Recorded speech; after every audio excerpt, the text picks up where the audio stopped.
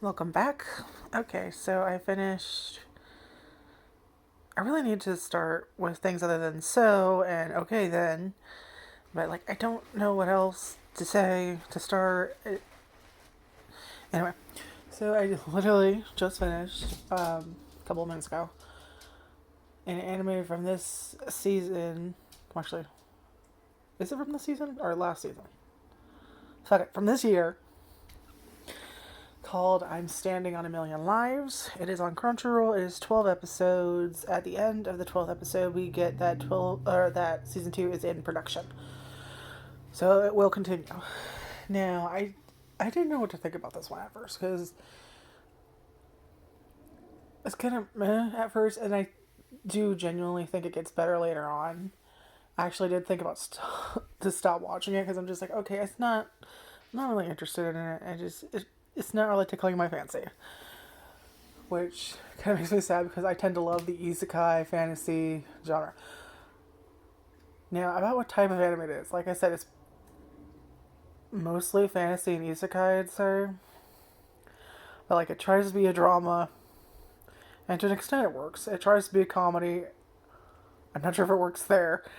And then they do throw in a bit of romance, a little bit, but I don't know if it's like a tease or if they're actually trying to add some of it. So like, I'm kind of like, okay, it's an isekai, it's a fantasy, but I don't know what else the fuck it can be described as. But the way it starts out, it very much reminded me of like, or not so much reminded me of this. Like, I kind of wanted it to be like a shield hero, anti-hero. To an extent, it is kind of an anti-hero. Nowhere near as good as shield hero, but I think it has its own charm, and I genuinely did watch. I generally did like watching it. Um, so it's about Kigaka's Isekai, and it works kind of more in a game sense than most like isekai, where they're kind of I mean I guess you'd say our main character is Yatsuya, but there's gonna be multiple main characters if that makes sense. But I guess if we had to select one, it's probably Yatsuya. It's considered the main character, and he's a guy, and then he gets isekai, and there's two girls from his school are also there, and they kind of give him the rundown of, so we've been transported to where the fuck this place is, and upon arriving there, like this weird dude shows up. He's blue. I'm not even gonna talk about his outfit because it's not really there. And he's got like this much of his face showing, and then like the rest is like it looks like someone cut it off from like here. So all up here is missing. And thankfully it's empty. Like you don't see any like brains or shit in there, as far as I know. Like I didn't see nothing. I wasn't really looking to be perfectly honest, but anyway. So yeah, they he get there and like he shows up and kind of he's called the game master and he kind of explains things to a degree. He doesn't explain everything.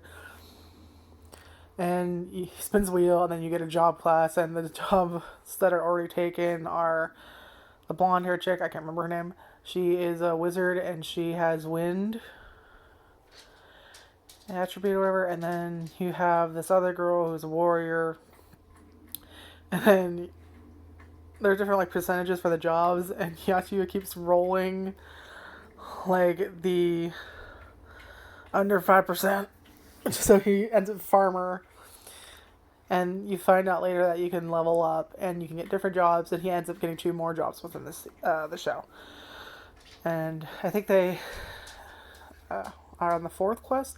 But yeah, they get certain quests that they have to complete, and then they'll be It's like you're how did I put it? It's like the first girl ended up there, and she had to kill a goblin or something, and then she gets like an email from the game master in their actual world, and not the fantasy world, but like the actual world. And then they give you like all mini quests, like go do this and whatever the fuck your quest is in the actual world, we find out later does increase your luck of succeeding in the next quest in the other world. And so I think it was like killing goblin for her, and then when she got back to the world, her her other quest, we'll call it a mini quest, was to like make a friend or be friends with someone, and then that girl that she made friends with ends up being the other character that shows up later. So when you complete a quest, you get another party member essentially, and then that person rolls whatever the fuck they get, and that's their job thing, and then they're that until they level up, and then you can change jobs, but you skills and stuff and equipment do transfer over, so you can still use shit. Like I said,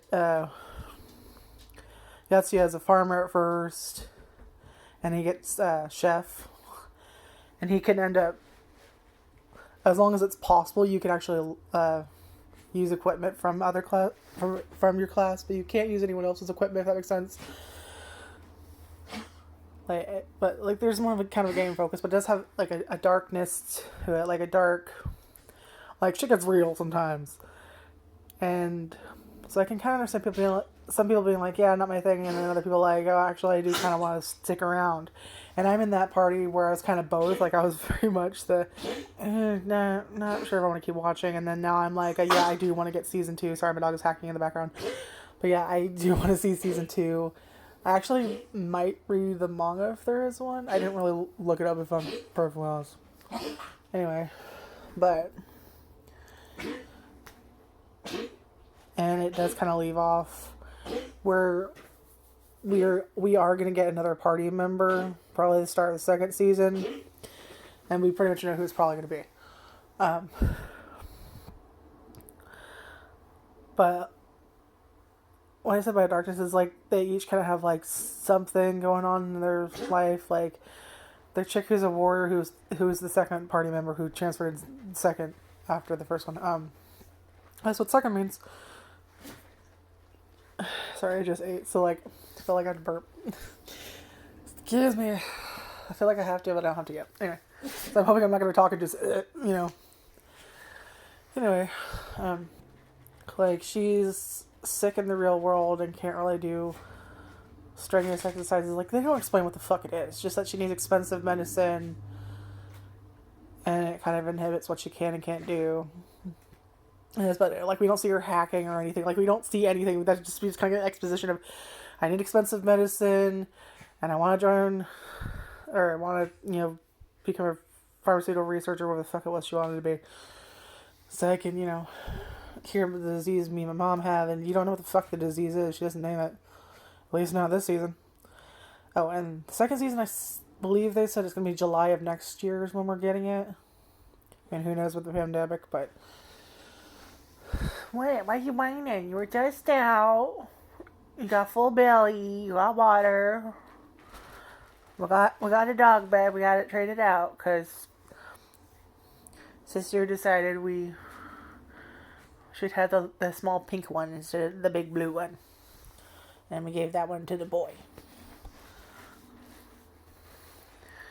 Because Chiro's just taking that one over. He fucking loves it. And then it's kind of like, I like this one a little bit better, but I can't get underneath it as well. I've seen her lay on it twice compared to the other one, which was like one time where she's like, ugh. Like I've actually seen her sit in it. What are you doing, wiggle worm? What are you doing? Well, you're all full belly, now you get to roll around on your back. Anyway. But yeah, what was I saying? But yeah, there's a bit of character development and progression later on in the show. So it's one of those shows that, like, yeah, it's not super fantastic or amazing or, like, the fucking anime of a generation or anything, but, like, I do believe it has a charm that some people will actually be into. But, and especially, like, really towards the end, it kept getting better and better, and I actually liked the way it left off.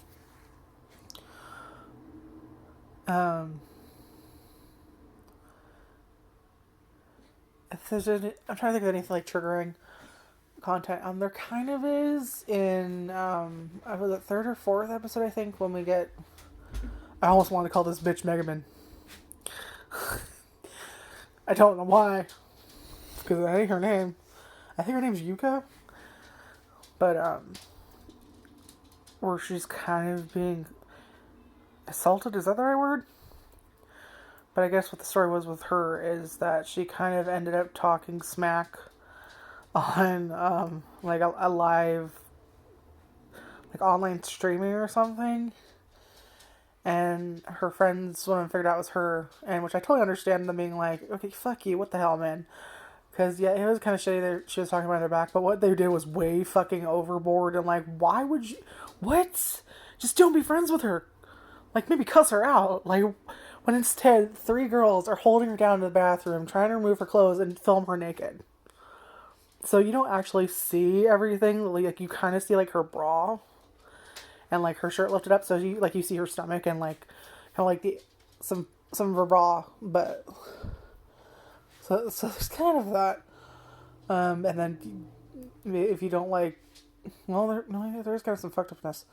But, like, that's kind of, like, the worst, most triggering thing I can think of. There's gore in this show. Not, like, Goblin Slayer level, but, like... Maybe a little bit more than average. But not so much in the quantity, but, like... Like, some monsters get their stomachs sliced open. If that makes anything. Like, you don't see any guts spill out, but you kind of see Yatsuya go inside one for like a second, and then I think that's the most triggering thing I can think of. I mean, it really depends on like what your trigger limit, I guess, would be. But like, I didn't find it bad. But then again, like, I've seen Elfen Lied, I've seen some shit. I've seen some shit. In anime, so I'm kind of like, this is nothing. Yeah. But, I would definitely give it a try. Like I said, I enjoyed it, and I do want to. I'm definitely thinking about watching the second season. I'm probably going to. There's one character, like a little just kind of side note. I think her name's Kavil. Kavil? Yeah. I think her name is spelled Kahvel. And she kind of reminds me of Darkness, but the opposite from Konosuba. Yeah, if you don't know, Konosuba is an anime that's very much comedy.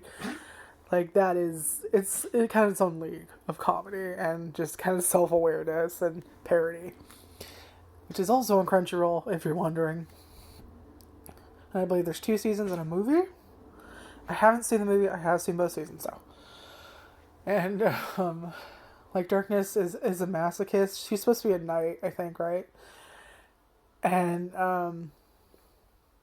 she can't hit anything, at all. And she likes putting herself into dangerous situations to kind of get her fix, if you will. To the point, like, she'll sacrifice herself and others just to put herself in harm's way to, I want to say, get off. I don't know. Anyway, and this chick likes to slice up flesh. Like, she's more chipper than I'd expect. Because I guess I'm kind of expecting, like, sadistic yandere or anything, but, like, no. It's just she kind of just reminds me of Darkness, but with, like, a cutting things up fetish. But I actually kind of enjoyed her. I especially like, this is a little bit of spoiler territory, where it kind of looks like maybe they're trying to ship her with him, and to the end, I think they kind of might to an extent, but, to like ship her with Yatsuya, I mean, and, it's quite clear, like, before they even said it, I'm like, this bitch is just, I know it's coming, like, I know she's not because she wants to fuck him, I'm pretty sure it's because she knows that heroes respawn. Oh, by the way, I forgot to mention that. Yeah, you can die and then you'll respawn, and you have like a time limit for like respawning in 30 seconds, and then later I think it gets changed to 40. But there are certain things like you'll come back unless you're in a place where you'll immediately die again after. So if you're drowning and you drown again, or if you're in extreme cold and you would die again, or if you're inside of a monster because you've been eaten, you would die again. So you can respawn, but you'd have to like be taken out of that situation and in a situation where you could respawn technically. And also, if all of them die, all of them fucking die for real. They won't come back. So I think that was also kind of a neat little thing they threw in. Oh yeah, what was going on is I, I was like, yeah, it's gonna be one of those things where like the reason she's kind of like sighing and sad instead of like, oh, I want to be with him. It's totally gonna be the gag of, oh, now I won't cut up your flesh and it'll heal and I'll keep doing it again. Like I was expecting that, and I think we kind of got that, but not really. I mean, anyway, it's definitely worth a watch, I think. So go do that.